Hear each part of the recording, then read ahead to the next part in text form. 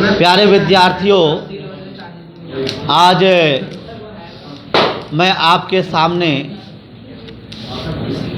हिंदी साहित्य के आधुनिक कवि नागार्जुन पर चर्चा कर रहा हूँ। और चूँकि नागार्जुन जी का जीवन वृत्त उस समय उस दिन थोड़ा सा ही मैं बता पाया था, आज मैं विस्तार पूर्वक नागार्जुन जी के बारे में बताना चाहूँगा।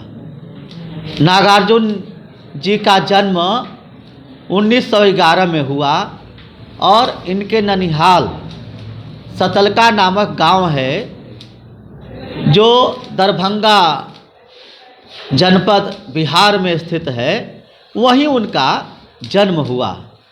और मूलतः आप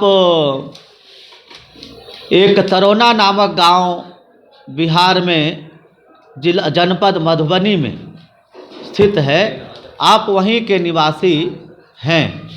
और आपके पिता शिक्षित परिवार के रहे, ठीक है बच्चों, इनके पिता जो है शिक्षित परिवार के रहे। और उसके बाद क्या हुआ कि भाई उनकी जो प्राथमिक जो शिक्षा हुई, प्रारंभिक शिक्षा, वो वही स्थानीय जगह पर हुई, बिहार में ही उनके नाना के गांव हुई और अपने गांव में ही उनकी शिक्षा हुई। उसके बाद क्या हुआ कि भाई उच्च शिक्षा के लिए आप बनारस चले गए, बनारस हिंदू विश्वविद्यालय वहाँ गए। उसके बाद कोलकाता गए, ठीक है, और कोलकाता से उन्होंने हाईएस्ट की डिग्री ली। और सन 1936 में आप श्रीलंका चले गए, चूँकि वो घुमक्कड़ थे, फक्कड़पन और घुमक्कड़ी उनके भीतर जो है कूट कूट करके भरी हुई थी, ठीक है।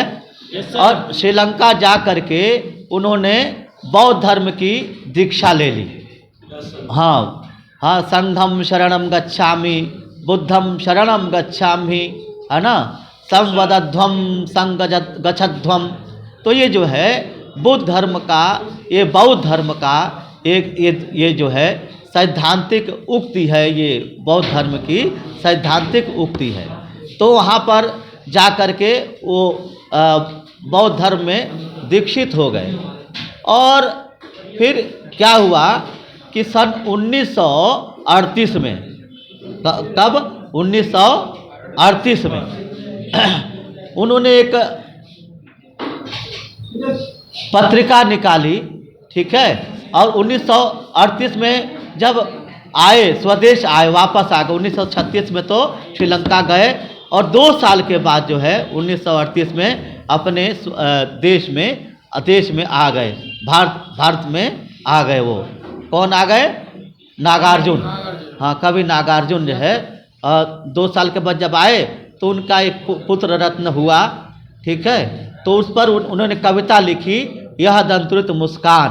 आपने 10वीं कक्षा में पढ़ी होगी, कविता पढ़ी है ना, यह दंतुरित मुस्कान। हाँ, तुम्हारी माता ने यदि परिचय नहीं कराया होता तो तुम मुझे कैसे, मैं से तुम्हारा कैसे करता पहचान, यह दंतुरित मुस्कान। तो ये कविता जो है आपने पढ़ी है, 10वीं कक्षा में उनकी कविता पढ़ी है। तो अच्छा, कई बार क्या हुआ कि उन्होंने संपूर्ण जीवन जो है अपना भारत भ्रमण में लगा दिया। 1938 में स्वदेश आए, उसके बाद संपूर्ण भारत का, पूरे भारत का इन्होंने क्या किया? भ्रमण किया। और हाँ, और जो है अब अपने जो राजनीतिक कार्यकलाप हैं, भारत छोड़ो आंदोलन में, भारतीय स्वतंत्रता संग्राम में इन्होंने बहुत बड़ा योगदान दिया। उसके कारण आपको कई बार जो है जेल जाना पड़ा, ठीक है। गांधी जी भी जेल गए और वहाँ बाल गंगाधर तिलक भी जेल गए। जेल में जा कर के बाल गंगाधर तिलक ने भी क्या किया, गीता रहस्य लिखा। उन्होंने किताब लिखी स्वराज्यम जन्मसिद्ध अधिकारम, स्वराज्यम जन्म सिद्ध अधिकारम, एक पुस्तक लिखी उन्होंने, स्वराज्य हमारा जन्म सिद्ध अधिकार है।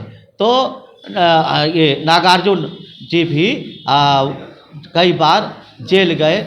उसके बाद क्या हुआ कि सन 1935 में, कब, 1935 में, उस समय क्या हुआ कि गांधी जी ने गोलमेज सभा का आयोजन किया था। बेटर बैठ जा। गांधी जी ने क्या किया, गोलमेज सभा का आयोजन किया। उस समय इन्होंने एक पत्रिका निकाली, दीपक नाम की पत्रिका निकाली।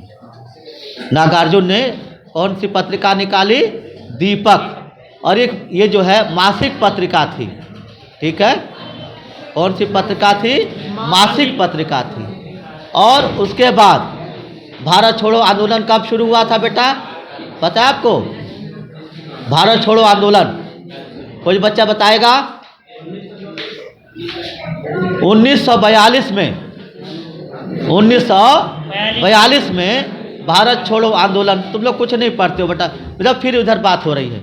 भारत छोड़ो आंदोलन 1942 में शुरू हुआ, जिसको इंग्लिश में it is called quick India movement, quick India movement.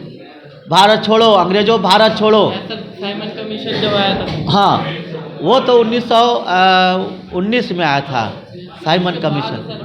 तो 1943 में एक पत्रिका इन्होंने निकाली, साप्ताहिक पत्रिका थी, उसका नाम था विश्व बंधु। पत्रिका का नाम था विश्व बंधु, ये साप्ताहिक पत्रिका थी, ठीक है। और इसका संपादन किया उन्होंने, भली भांति संपादन किया। और अपनी उनकी मातृभाषा थी मैथिली। नागार्जुन जी की जो मातृभाषा थी वो मैथिली भाषा थी, ठीक है। कौन सी भाषा थी, मैथिली भाषा। बेटा ने ब्लैक बोर्ड पर भी दिखते रहना चाहिए, है ना। तो मैथिली भाषा में उन्होंने यात्रा नाम से काव्य संग्रह लिखा, यात्रा नाम से रचना की, और यात्रा नाम से रचना करते थे। और मैथिली में अनेक नवीन रचनाएं जो है उन्होंने की, और भारत की स्वतंत्रता को लेकर के उन्होंने रचनाएं की उन्होंने। उसके बाद वो संस्कृत के भी ज्ञाता रहे, संस्कृत भी वो उन्होंने कूट करके संस्कृत का ज्ञान उनके भीतर था। इसीलिए इनकी जो भाषा है संस्कृत निष्ठ हिंदी भाषा है। नागार्जुन की जो भाषा है संस्कृत निष्ठ हिंदी भाषा है।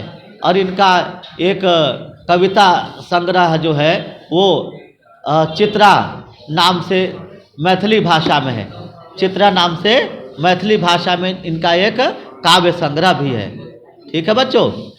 हाँ चित्रा, हाँ चित्रा नाम का एक काव्य संग्रह है, वो मैथिली भाषा में है, नागार्जुन ने लिखा है। तो मैथिली भाषा में थोड़ी थोड़ी जानकारी मुझे याद है, जब मैं विद्यापति पढ़ाता हूँ, 12वीं वालों को ही विद्यापति पढ़ाता हूँ, लगा हुआ है, और एमए में भी विद्यापति के पद लगे हुए हैं, तो पढ़ाता हूँ। तो उसमें लिखा था सजनी रे हम जाई छे विदेशे, हाँ सजनी रे हम जाई छे विदेशे, पिया मोरे बालक हम तरुणी गे।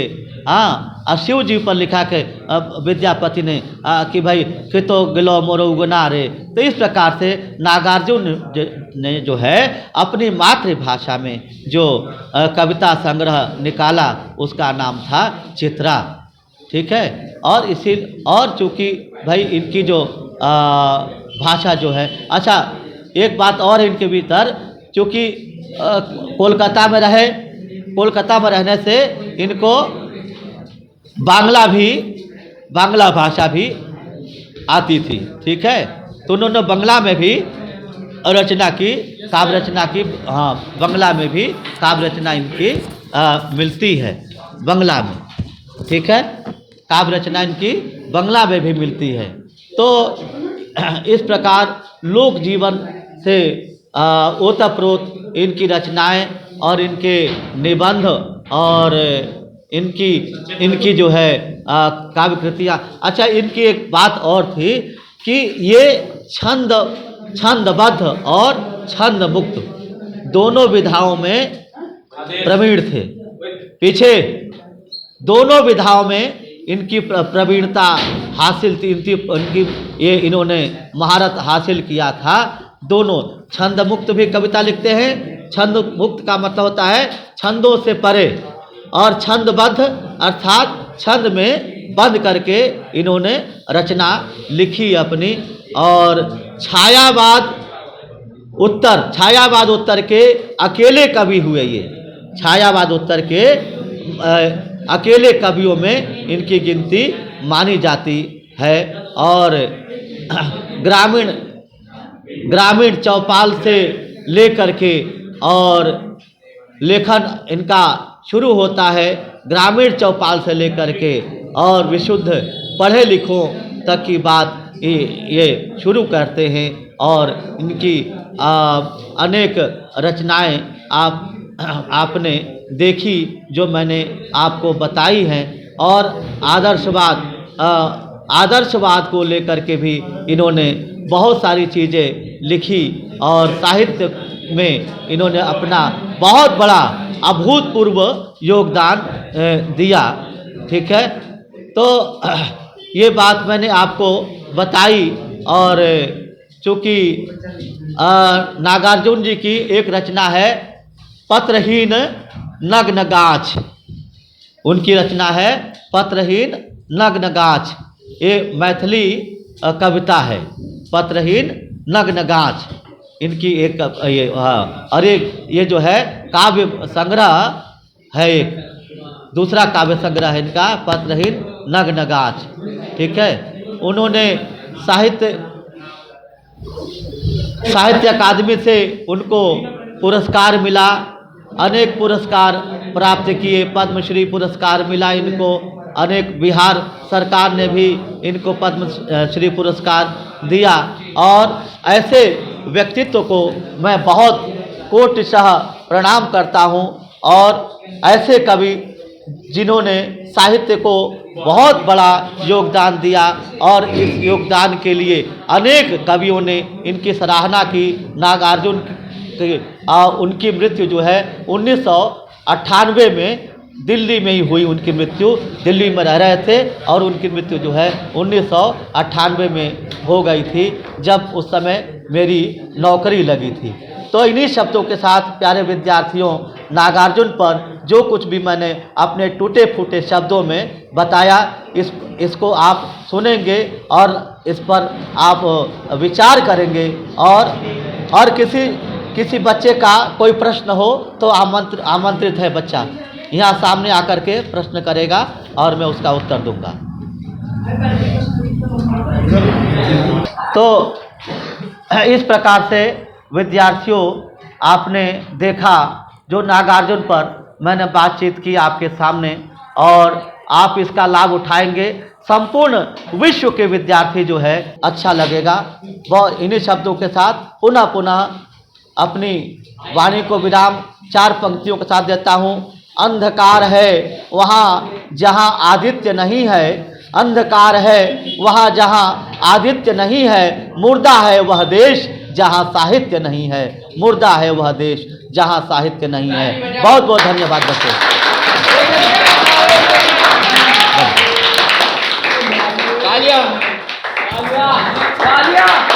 बस रुक जा